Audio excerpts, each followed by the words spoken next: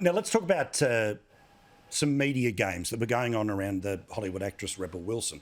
I couldn't care less how old she is. I couldn't care less whether she's straight or gay. But somebody decided to take a great interest in it, gave her a couple of days' notice to say, look, we're probably going to say in the paper that you are now with a woman after public relationships with blokes. I don't know why that's a headline, but it was.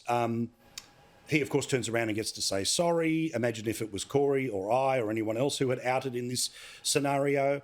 The outing of people, Corey, I thought it was 2022. How is this a story, let alone one that actually makes it through the editorial process and one that actually gets endorsed? Paul, I've got to say, I'm kind of betwixt and between here because let's remember, celebrities thrive on this sort of gossip. And it doesn't matter whether it's Johnny Depp and speculation about a relationship with his lawyer, which was denied, but that made the news as well. And so why is it any different if you're speculating that someone, might be straight or gay, they've got a boyfriend or a girlfriend? I'm not sure that it's, that big a deal. But what I find amazing is the pile-on from the media in this respect. I mean, there was a Channel 10 columnist, she's a trans lady, but she was there saying this is a disgrace, there are deadlines to respond.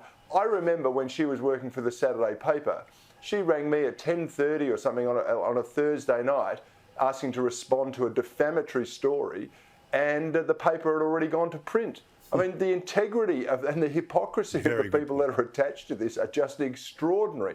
And that's the problem with journalism. I mean, they hold others to different accounts than they hold themselves. But really, Rebel Wilson, I don't care if she's out with a bloke or a bird. And I think she likes the publicity, quite frankly. No, but again, Katherine, I just don't think it's the media's business to out someone. If, they are what they are, good luck to them, enjoy, right?